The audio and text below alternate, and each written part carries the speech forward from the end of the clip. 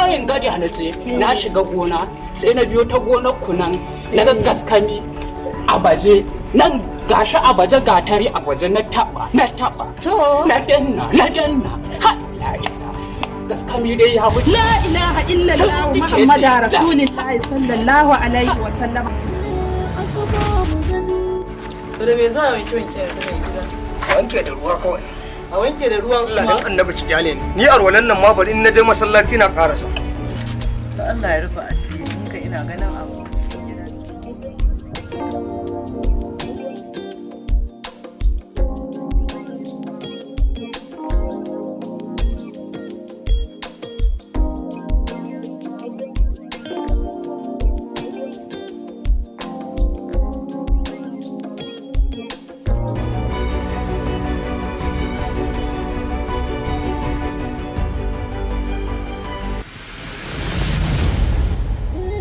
Zuba mu gani a ciki mu ga wane bai